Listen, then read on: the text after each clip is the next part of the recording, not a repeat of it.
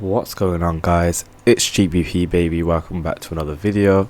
I hope everybody's doing well, and before we get started, I do highly suggest you go and watch yesterday's video just because of how today delivered very nicely. But yeah, let's get straight into things. So you can see how on the daily we traded up back into the wick low from Friday just as anticipated, and then we came off it just as anticipated as well. So really nice day today, very nice delivery on euro especially, and dollar. So moving into the new day, I am expecting downwards price action. So if you remember in yesterday's video, I was stating how I do want to see us push down towards this weekly fair value gap. However, I wanted to see us trade to this first, and that's what we got today.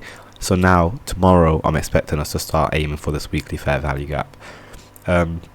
This daily inversion fair value gap that I brought our attention to in yesterday's video still remains relevant. The fact that we're closing below it is also relevant because it should still act as resistance. So we need to look at volume, and the fact that volume is below it means that when we trade back into it, we expect resistance. Now the fact that we've rebalanced with this wick, it now means that we can look at this daily wick and do exactly the same thing, looking at that 50% level. Now this 50% level is pretty much lined up with the daily inversion fair value gap 50% level, so I'm not going to mark that out. But we know when we drop to the lower time frames, I'm going to be looking around this area to see if there's any potential PD arrays that we may want to key off to then send it lower and start reaching for this Monday low as a potential draw on liquidity. It is Thursday, no, it's Wednesday tomorrow. Let's look at the high impact news real quick. So tomorrow there is no high impact news, so again we might get another quiet day, but nonetheless I want to see if we can stay below this inversion fair value gap, and then on the back of Thursday, when I do believe there's news, let me double check. Yeah, Thursday there's a lot of news. On the back of Thursday, then I'd like to see more expansion, but generally speaking I want to see, can we stay below here, and then can we start to trade back down into this Monday wicks range. So let's drop down to the 4 hour, and you'll see how we traded right up perfectly to that 4 hour bearish order block just as I called out, and look at that respect, you can't make that up. Beautiful displacement to the downside. We have a bearish order block right here now, meaning that the 50% of this is what we call mean threshold. We're going to be watching this to provide resistance, so that's the very highest I want to see price trade ideally. So let's get that marked out. Just because any higher than that, I will be a little bit suspicious of price. Ideally, price shouldn't need to go back above this because this is mean threshold, meaning that, yeah, that should be respected if we're to remain bearish. So as we drop to the lower time frames, we'll look more into that. Nonetheless, I'm expecting us to continue lower, and I'll be looking to trade down back into this range. So let's go to the 1 hour now, and you'll see how we have a breaker. We've got a high, a low, a higher high, displacement. Kind of is consolidating around this displacement, which is also lined up with that midpoint I was talking about. So again, if we retrace back into that, I'd like to think that can continue to provide resistance and then send us down into the discount. Now there isn't a clear fair value gap down here to necessarily trade to. We do have this low, this low right here, so let's get that marked out as a sell side target. However, generally speaking, it is going to be whether we can get down here, but I doubt that's going to happen considering there's no news or sentiment to drive that. This gap right here is quite relevant. Now, why is this relevant? This is going to act as an inversion gap because you can see how we used it as support here and traded through it. So if we get back below it, which is what I'm expecting, I'd like to think that price will stay below it and use it as resistance, and that will help push price lower. So again, on Wednesday I'm watching to see how we're acting around here. Ideally I'd like to see us push through it and try and reach into the south side. But let's go to the 15 minute. We might be able to see some more. We do have some nice fair value gaps down here, like this one for example, so that might be a nice target for price, assuming we do want to trade lower. So let's get that drawn out, and there is a fair value gap right here just above it as well, isn't there, right below that south side liquidity. So it'll be interesting to see if we can trade down into that. It's also lined up with a bullish order block, but generally speaking I'm looking for this south side target to get traded to, and to see this get traded through and act as resistance. Let me show you what I mean with an arrow. So I'd expect us to trade through it, and then if we come back into it, it should use it as resistance to then go lower. That's how I'm seeing this to act. So that's the reason I've marked out that gap. That's going to be everything on dollar, but yeah, ideally we stay below this midpoint, and look at how we've respected that already once. I wouldn't be surprised if price wanted to touch it maybe one more time if we saw a rally. If we're seeing any rallying, the very highest would be this fair value gap because there's a breaker there, but ideally we shouldn't need to go back up there. But you know, it's very doable. But yeah, we're just going to keep a close eye out for all of this. The reason it could get back above there is, I'll show you now, we do have these last two down close candles which are breakers, and they're coupled with a fair value gap. So although on the 4 hour, was it the 4 hour? On the 4 hour we have the midpoint. We may wick above there, but volume should stay below it. So we might find that maybe in the London session we do manage to climb back up there. This fair value gap right here would be the highest I'd expect price to go to, ideally, for us to still remain bearish. Any higher than that, whole different story, should probably stay out of it. But I'd like to think that, generally speaking, in terms of end of day targets, I'm looking for this south side liquidity to get traded to. But it is Wednesday, midweek Wednesdays, especially with no high impact news, they can be quite heavily consolidated. So that's another thing to take into consideration. So that's some food for thought for you guys. Let's take a look at the very disrespectful GBP USD. Now, GBP did do what we expected, came down into the south side, fell quite nicely there as well, and we've just been consolidating since inside of the range. Let's go to the daily. I haven't looked at GBP. It doesn't deserve my attention right now.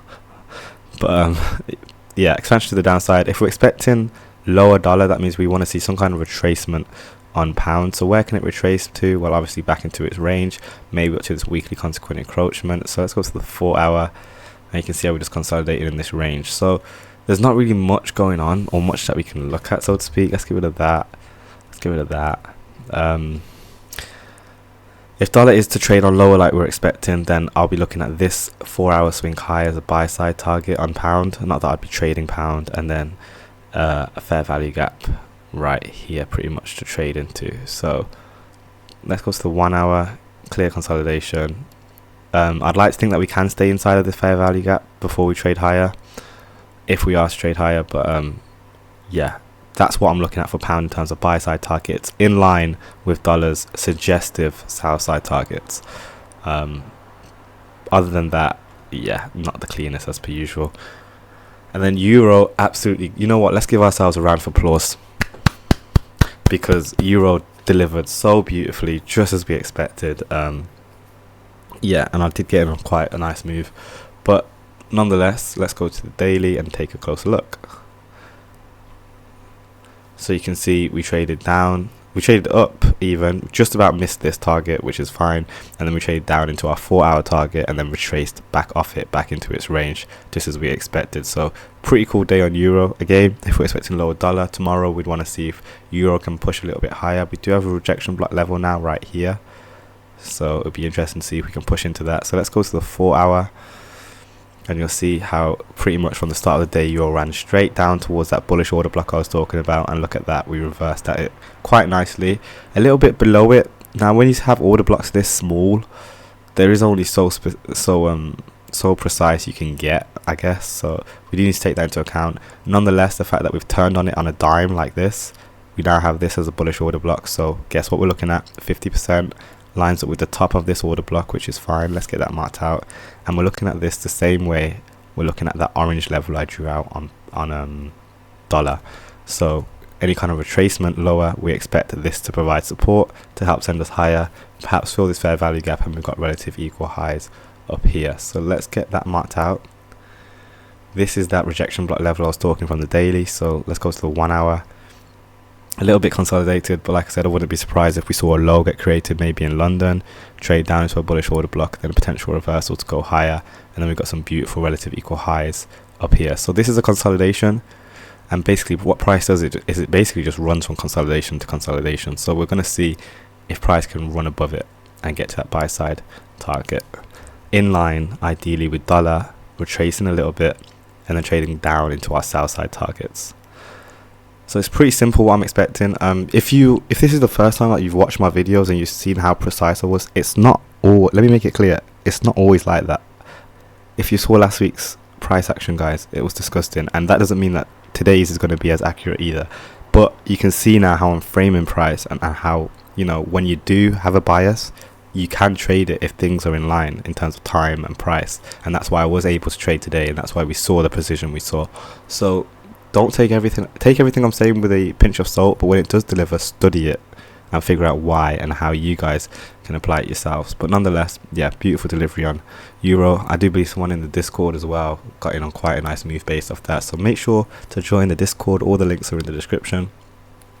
This 4 hour should hold up. This was that midpoint I was talking about. This should hold up, assuming we're going to trade higher, and then we'd be looking at this consolidation to trade above, because as far as I'm concerned, we are still bullish, as in price is still trading higher. We haven't had no break in market structure to the downside. There's no reason to be bearish right now, so we're looking for that sponsorship. So that's going to be everything, guys. For the record, if we do lose this 50% level, so this was from the 4 hour, wasn't it? No, 1 hour. If we lose this level right here and we go lower and we start running lower, a whole other story, and we can start thinking about this range to get filled. But I don't believe that's going to happen, just because of how price is acting on the retracements right now. We might get that on the Thursday, but we can talk about that tomorrow. But nonetheless, I'd like to think that we can retrace a bit higher and run for that buy side target, in line with dollar ideally coming back inside of its range. And the fact that it respected this so well and displaced away from it so nicely as well, this is all like confluence to me saying, okay, it's doing what we're expecting. So there's no reason for us to think it's going to go up here anymore, or right now, because it's respecting the PD arrays we've delineated. So if it's going to continue to do that, we need to keep finding support off that theory to then help send it lower into our sell side, into our targets, and then seeing if it can eventually get down here. But right now, Wednesday, no high impact news, guys, so to be careful. It may be quite consolidated, and because it's midweek, you'll find Wednesdays tend to be consolidated anyway. So yeah, Wednesdays are one of those ones where it's either great fun or it's just heavily consolidated, and then Thursday, Friday will generally pick up again. But that's going to be everything, guys. Hope you found this insightful. Don't forget to smash subscribe, join the Discord, join the mailing list, and I'll catch you in the next one. Peace.